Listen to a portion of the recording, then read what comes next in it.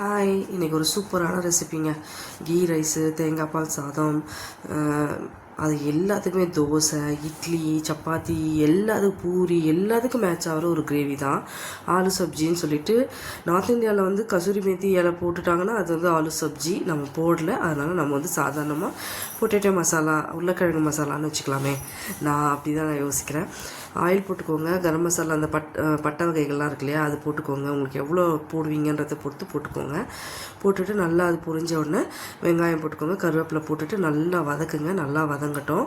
வதங்கினதுக்கப்புறமா இஞ்சி பூண்டு பேஸ்ட்டு ஒரு 1.5 ஸ்பூன் கிட்டே போட்டுக்கோங்க. நான் 2 உருளைக்கிழங்கு தான் எடுத்திருக்கேன் பெருசாக, அதனால் 2 உருளைக்கிழங்கு தான் எடுத்துருக்கிறதுனால போதும் எனக்கு. 1.5 ஸ்பூன் இஞ்சி பூண்டு பேஸ்ட்டு போட்டுக்கோங்க. அது நல்லா இஞ்சி பூண்டு பேஸ்ட்டும் வெங்காயமும் நல்லா வதங்கணுங்க. நல்லா வதங்கணும். வதங்கணும்னு தக்காளியை போட்டு வதக்கணும். இது வந்து டேஸ்ட் எப்படி இருக்கும்னா, நீங்கள் ஒரு மட்டன் குழம்பு வச்சிங்கன்னா என்ன ஃப்ளேவர் இருக்குமோ வீட்டுக்குள்ளார அந்த ஃப்ளேவர் தான் இருக்கும் சாப்பிட்றச்ச.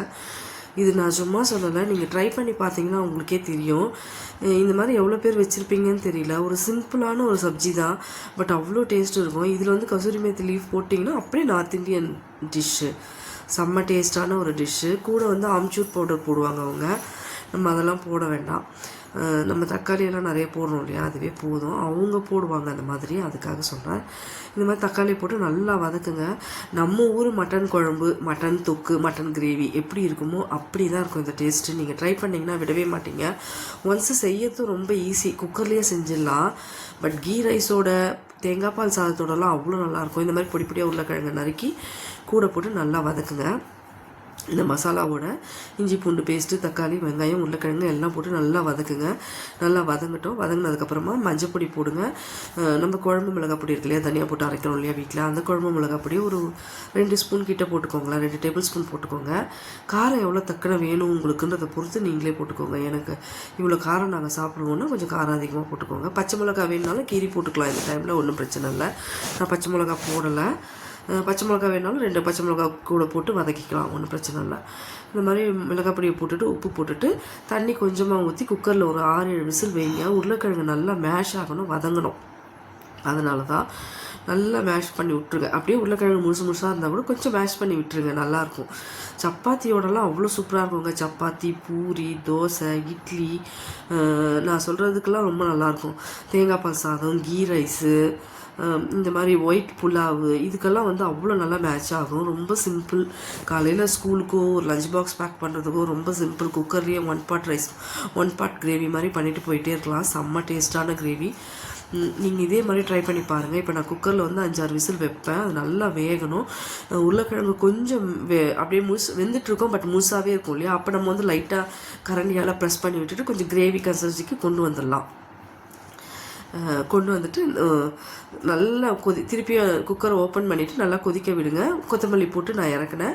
இந்த டைமில் வந்து கொதிக்க விடுற டைமில் கொத்தமல்லியும் போட்டுட்டு நீங்கள் வந்து நம்ம கசூரி மேத்தி, அதாவது வெந்தயக்கீரை, காஞ்ச வெந்தயக்கீரை இருக்கு இல்லையா, அதை நல்லா கசக்கி அதில் போட்டிங்கன்னா கூட அது ஒரு தனி ஃப்ளேவர், செம்ம டேஸ்ட்டாக இருக்கும். அந்த மாதிரியும் பண்ணிக்கலாம். உங்களுக்கு நார்த் இந்தியன் கிரேவி பிடிக்கும்னா அந்த மாதிரி பண்ணிக்கோங்க. இல்லை சிம்பிளாக நம்ம ஒரு மட்டன் குழம்பு மாதிரி டேஸ்ட்டில் இருக்கணும்னா இது ரொம்ப செம்மையாக மேட்ச் ஆகும். கொத்தமல்லியை போட்டுட்டு ஆஃப் பண்ணிவிட்டு எடுத்து யூஸ் பண்ணணும். நான் கொஞ்சம் மேஷ் பண்ணி விட்டேன். கொஞ்சம் உருளைக்கிழங்க பார்த்தீங்கன்னாவே தெரியும், கொஞ்சம் திக்னஸ் வந்துடும் இல்லையா, அதுக்காக தான். ஏன்னா கொஞ்சம் முழுசாக தான் இருக்கும் குக்கரில் வேக வச்சாலும். நம்ம லைட்டாக அப்படி மேஷ் பண்ணி விட்டிங்கன்னா போதும், செம்ம டேஸ்ட்டாக இருக்குங்க. நிஜமாகவே இதை நீங்கள் செஞ்சிட்டிங்க ஒன்ஸ்னா அடிக்கடி செய்வீங்க. அவ்வளோ டேஸ்ட்டான கிரேவி. ட்ரை பண்ணி பாருங்கள். ரொம்ப சிம்பிள் தான். 1 பார்ட் குக்கர்லேயே வச்சிடலாம், ஒன்றும் பிரச்சனை கிடையாது. அதனால் ரொம்ப நல்லாயிருக்கும். ட்ரை பண்ணி பாருங்கள். மெயினாக கீ ரைஸோட ரொம்ப நல்லாயிருக்கும். புலாவோட, கீ ரைஸோடலாம் செம்மையாக இருக்கும். பூரி, இதுக்கெலாம் நீங்கள் ட்ரை பண்ணிவிட்டு எனக்கு வந்து கமெண்ட்ஸில் சொல்லுங்கள், ரொம்ப நல்லா இருந்ததா நல்லா இல்லையான்ட்டு.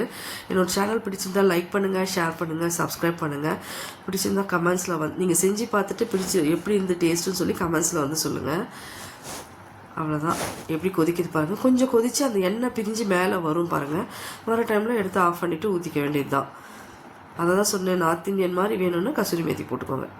ரிப்பீட்டடாக சொல்லிகிட்ருக்கேன்னு நினைக்கிறேன். அவ்வளோதாங்க. ஆயில் பிரிஞ்சு வந்துருச்சு. அவ்வளோதான், முடிஞ்சது கிரேவி. சூப்பரான கிரேவி. ட்ரை பண்ணி பாருங்கள்.